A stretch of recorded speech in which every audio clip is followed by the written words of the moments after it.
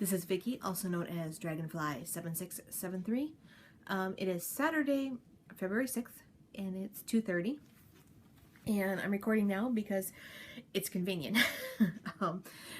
Best friend is actually gone for the rest of the evening. He's meeting some friends. So I have the evening to myself. And the last time I recorded was Friday night from Mom's house. And it was actually a good thing I recorded then, because then Tuesday, when I would normally record, actually ended up, it wouldn't have worked because they were having that big storm. They were tracking it all the way from Japan, and you're supposed to get hit with the last snow. Well, depending on where you were, we actually didn't get hit with anything. I mean, we had a little bit of rain. It was a little damp, and when it froze, it got slippery, but basically we had nothing. Where Mom and my son live, they actually got significant snow, and school was canceled there.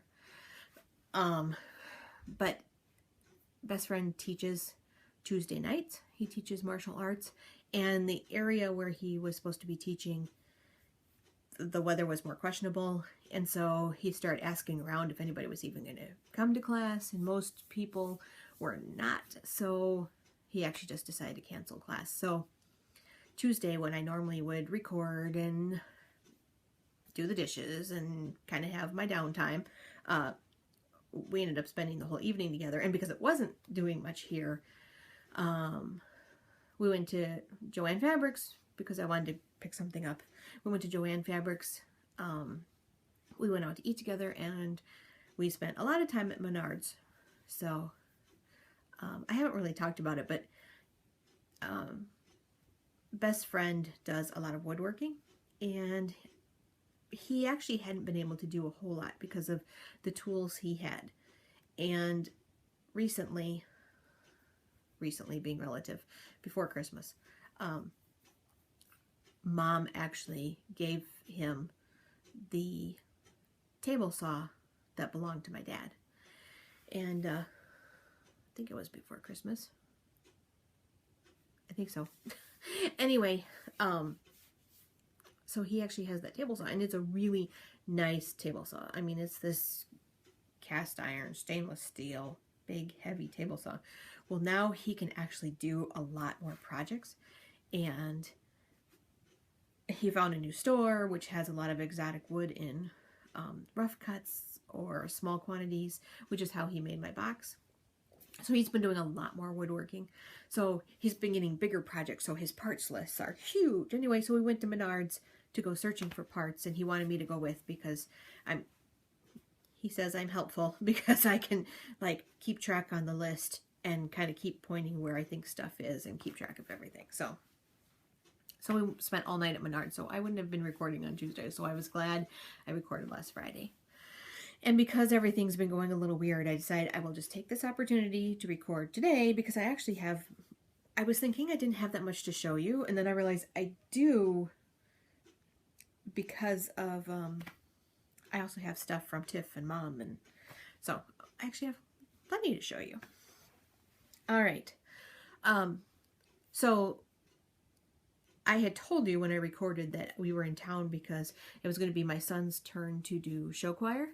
And at the very end of this episode, I will actually post one of their dances. It's called, their whole show choir theme is from the musical Big Fish. Now, if you know the movie Big Fish, it has Ewan McGregor. It was not a musical. They later turned it into a Broadway musical, and so the show choir is doing songs from that. But there's a dance called the Alabama Stomp, and I only recorded that part, so it's like a minute 15 or something like that. And mostly because I actually want to watch when he performs. I struggle with recording when I want to see him, if it's the only time I'm going to get a chance. So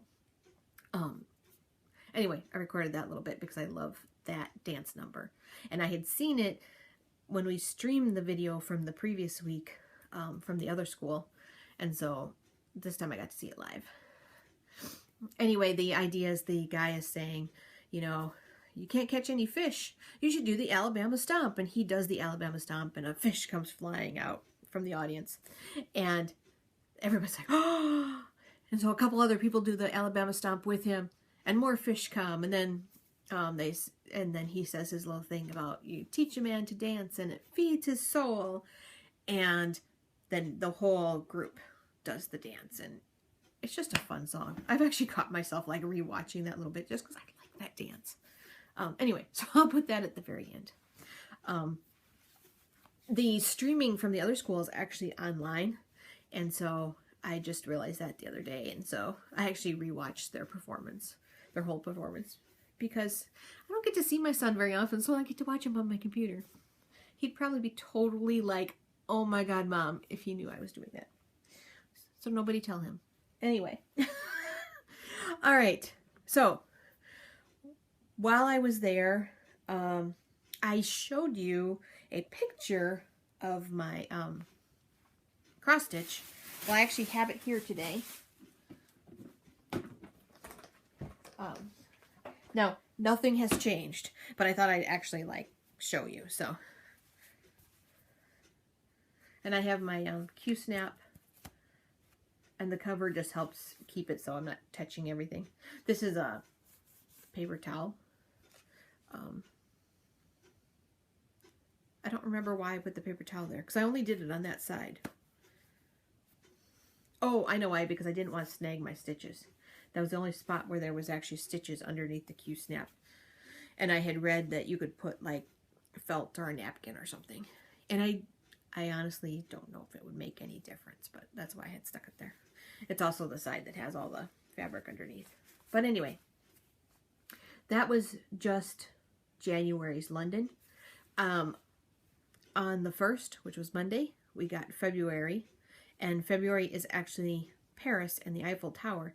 Now, if you've seen the Frosted Pumpkin Stitchery when other people are doing it, or you've done it before, the past couple years, each month has been a distinct scene. Like it's been, Once Upon a Time was a fairy tale and it was in a frame. And then the last year was a story time, I believe, and each month was in a frame. This one's not. This one, the Eiffel Tower, is actually going to be right here, and the glass pyramid in front of the Louvre. So she's actually riding her bike from London to Paris. It's a smaller one. I'm actually hoping I'll get it done this weekend. That's probably the reason I wanted to record, because this is kind of the last thing I have to do. So the rest of the weekend is kind of mine. We may end up watching the Super Bowl tomorrow, but that's not really, I'm not really gonna watch it. All right. I'm not going to post a picture of that because you've already seen the picture.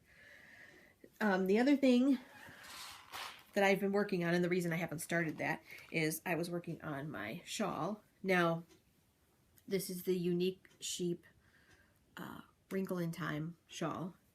And the clues come out on Friday mornings. They actually come out at midnight. So like midnight between Thursday and Friday. So when you get up Friday morning, the clue's there. So clue 6 came out yesterday, and I finished clue 5 last night. So I'm staying on top of this much more than I ever have their projects in the past. So I need to thread a lifeline. I haven't done one for this clue. So, and actually my lifelines have been getting farther apart because I know I should do them. I know I will regret it if I ever have to rip something back and there's not a lifeline fairly close. But there are so many stitches that threading the lifeline actually takes quite a bit of time. And I have signatures, so I don't have where you can like stick a piece of floss through the hole and do it when you're knitting a row. And there's no rest rows on this project. So anyway, I need to thread a lifeline, but it's ready to start clue 6. This center part where it's got all the beads, I looked at clue 6 and there's only one more row of beads, and then it's going to do something different this clue. That doesn't mean I'm done with the beads, because I have well, this one is, almost empty, but I have a whole other pack of beads ready to go. So, and one of the test knitters made a comment about one of the clues was really going to eat the beads. So I'm thinking maybe it's going to be in the edging, but I don't actually know. Let me post a picture of that because it's getting so big. It's kind of squished on my needle, so I only did the edging where it's actually changing.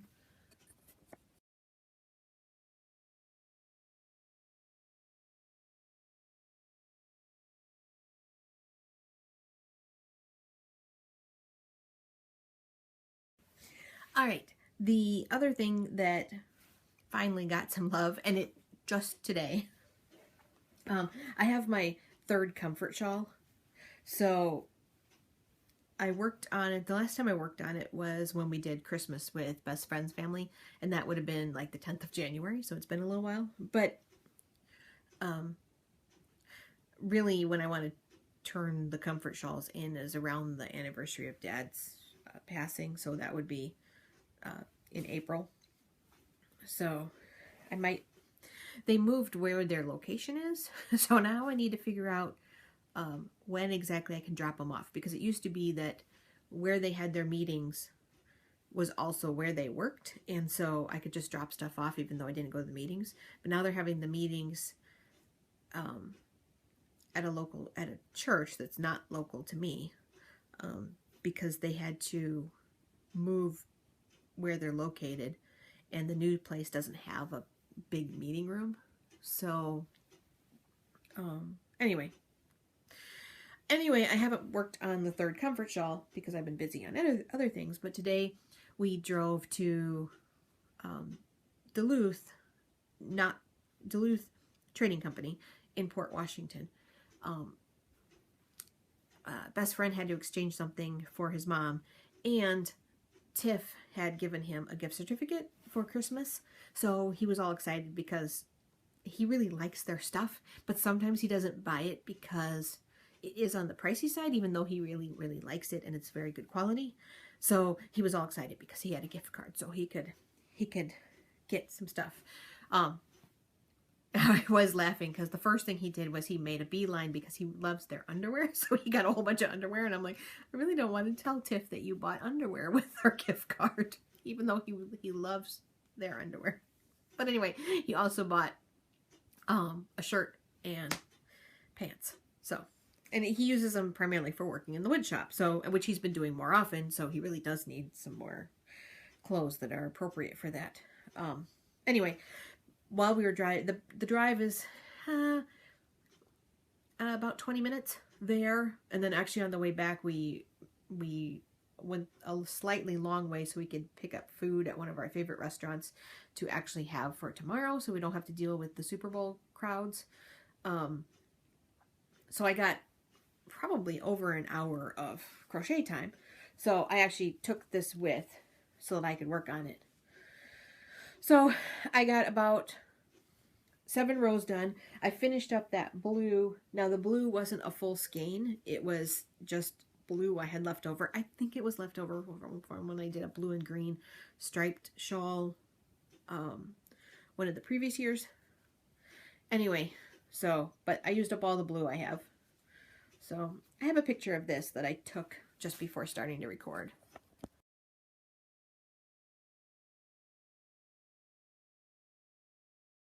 So I have this much of the purple, and then I'm going to put this gray at the end.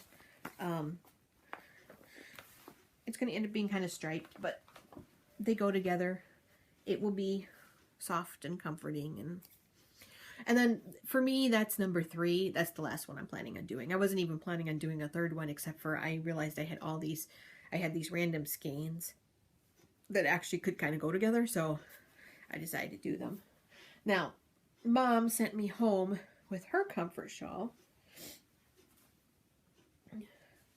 So hers is a rectangle, and I thought at first she had forgotten to weave in ends in the middle, and then realized that no, this is her. It's just a piece of yarn so they can tie on the Donate Life charm at the end. But so Mom sent me home with that one. They did. I'll fold it up as soon as I'm done. I've got my other 2 over here. And then Tiff sent me, she mailed this to me. This is one from her. This yarn is really nice. I honestly thought it was a wool yarn and was a little worried she had forgotten that everything needs to be acrylic. And then I looked at her project page and no. One of these, now I don't know which one is which. One of them is Bernat Soft Chunky and the other one is James Brett Chunky. I think this is the James Brett. I'm not actually sure. Anyway, you can look at her project page. I will try and do show notes this time. I appreciate everybody understanding. Things are starting to get a little less crazy, so I don't feel like I'm, going to rip my hair out. Let me post, I have their project pictures for those.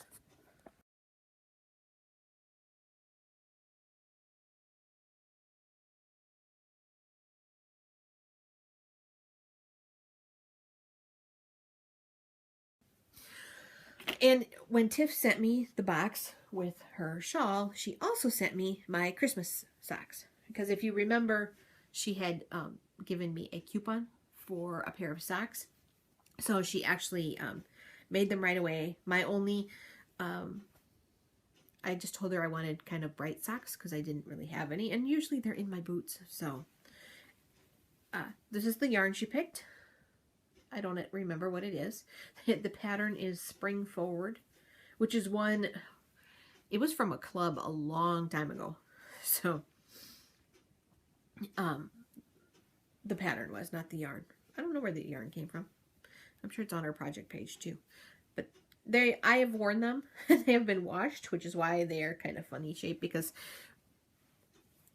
when we do laundry, all the socks go in a lingerie bag, and then they get washed in the machine on cold, and then the whole bag gets pulled out, and they just sort of get spread out to dry, and so they don't get like nice and padded and perfect.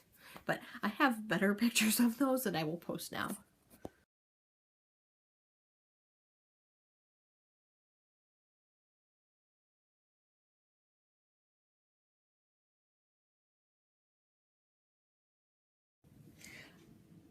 All right. I actually just in between there made a snippet for a secret project.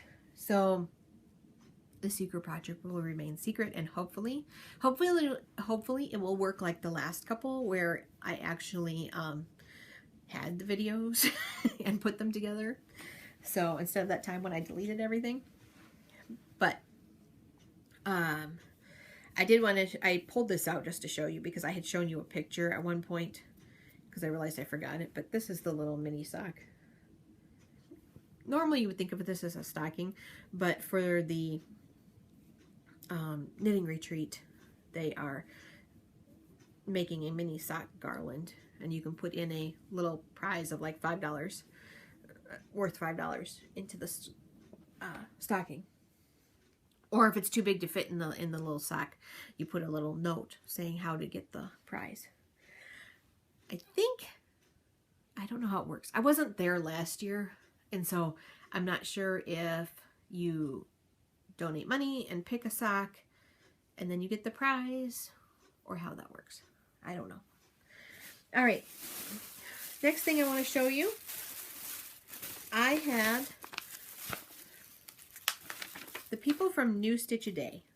Also, they're the same people as the 30-day sweater that I did a couple years back, have started a new yarn company called the Pacific Yarn Company by Argyle Sheep.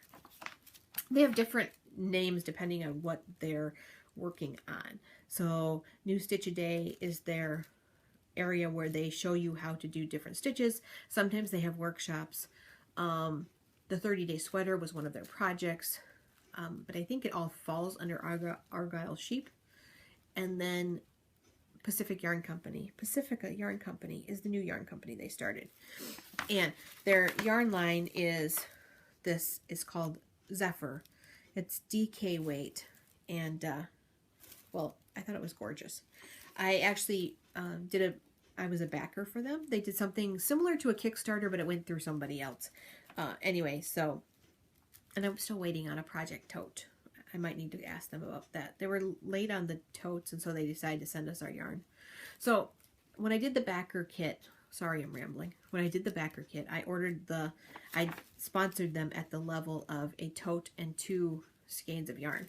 Well, then they also let the backers have first dibs on getting yarn when it first came.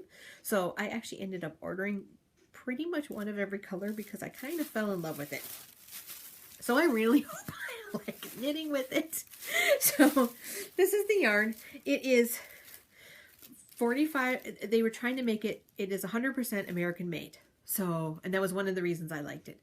45% California cotton, 55% Texas wool, spun in Wisconsin, dyed in Maine. So, I have several here. This one is Bougainvillea, Orchid,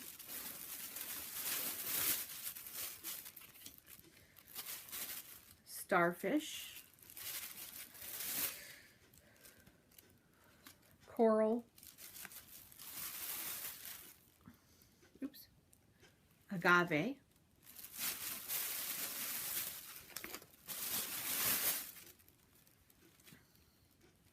Cove. I did not buy every color, but I did buy a lot. Lemongrass and Oyster. I am just so, totally in love with these colors.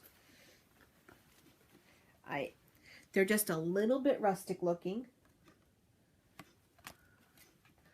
And I just realized I don't have a picture of these, but I'm going to pause anyway and assume that I'm going to remember to go take one while it's still light out.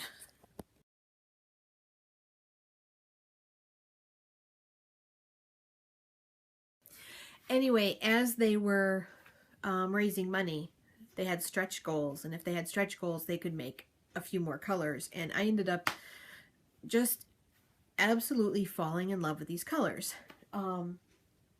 So by the time it was time to order, and then they gave the backers first dibs and a discount, so it came out to I think it was $7 a skein. So I think it's 10 normally. I don't remember. Please don't quote me. But anyway, I just loved it. And I don't know what I'm going to do with it, but all the colors are kind of in the same hue. So I could randomly grab pretty much any 2 colors and they're neat together. So maybe not the, you know, I was gonna say maybe not these 2, but then I looked at them next to each other and went, yeah, I could see those. Hi, little girl, did you just find me? So I'm really in love with those.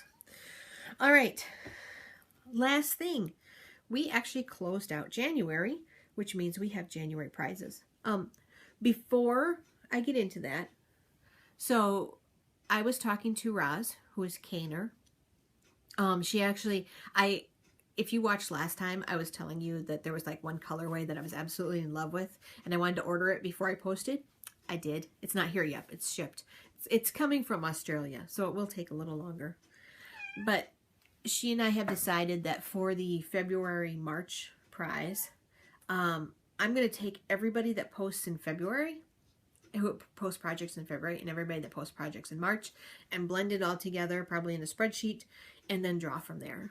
So, and my thought is I'm going to do 1 entry per person. Normally, you know, it's just a random, it's this many posts. And if you did 10 projects, well, you've got 10 entries because that's how many posts you have. For this, I'm just going to do 1 entry per person. It will make, mostly because it will make my life a little easier, and it will spread it out a little bit. So everybody that posts projects in February and March will be entered to win a skein of her yarn, a 100-gram skein of either sock weight or DK weight, winner's choice. The other thing I did is, and this was my own thing, because with doing the Frosted Pumpkin Stitchery, which Mom posted her needlepoint, I posted mine, that I am totally okay with you guys posting something like that in the Fiber U for prizes. That's great. I also decided that if you're doing a year-long project, like this is a year-long, you know, every month there's a chart that you can post what you finished that month. So like I finished the January chart, so I posted the January chart in January. So if you happen to be doing something, or you're making like a couple years ago when we were doing the color knit along, where we were using the birthstone colors to pick something, do our finished objects. Tiff actually was doing a square a month in the birthstone color, so each of her squares counted as a finished object that month because she was doing one a month and she finished her one a month. So if you're doing a year-long project like that, go ahead and post the chunk you finished as long as it's appropriate. And I am not going to police anybody. I do not have time for that. So, you know, use your own judgment. All right. So I was drawing winners. This month we have the 2 Ravelry prizes, $15 or less of Ravelry patterns, and a $25 gift certificate for Etsy. And I already drew the winners, but I need to actually find them because I move stuff around.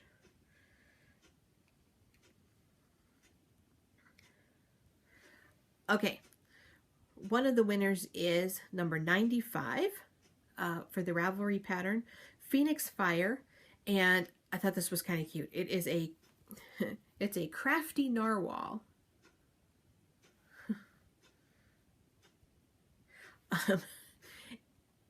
I was watching the Knit Girls, and they were discussing the fact that Leslie didn't know that narwhals were real. She thought they were imaginary.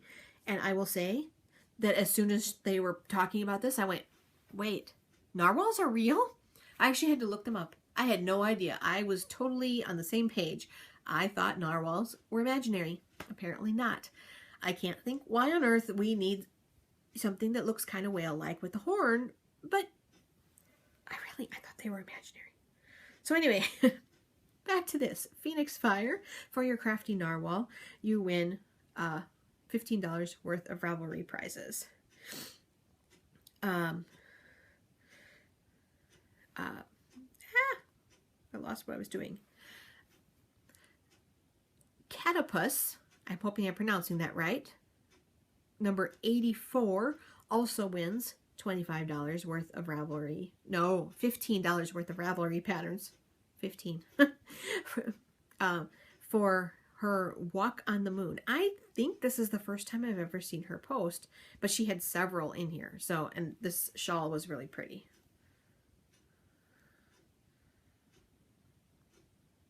So that is from Catapus. Also, that was also a 15. And then for the $25 gift card to Etsy, it was number 40, Rose Bob, for this baby dress.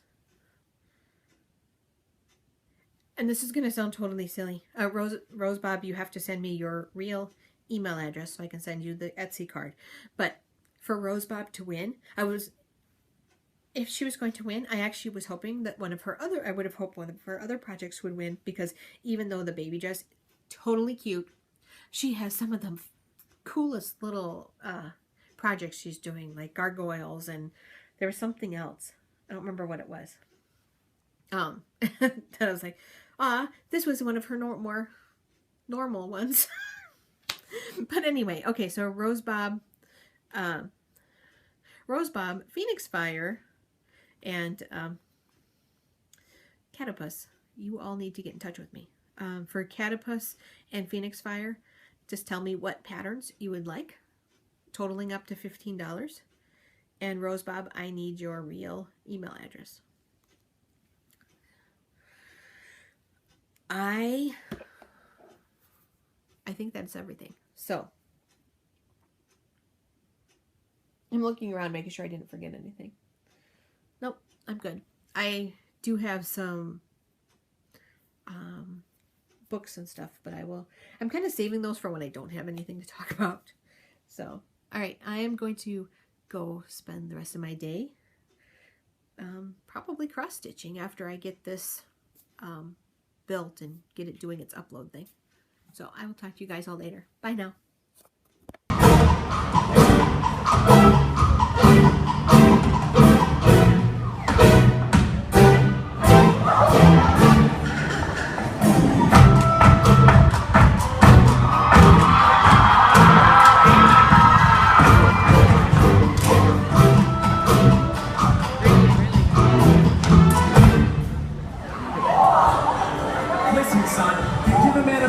You feed him for a day. You teach a man to fish, you feed him for a lifetime. But teach a man the Alabama Stomp, you feed his soul.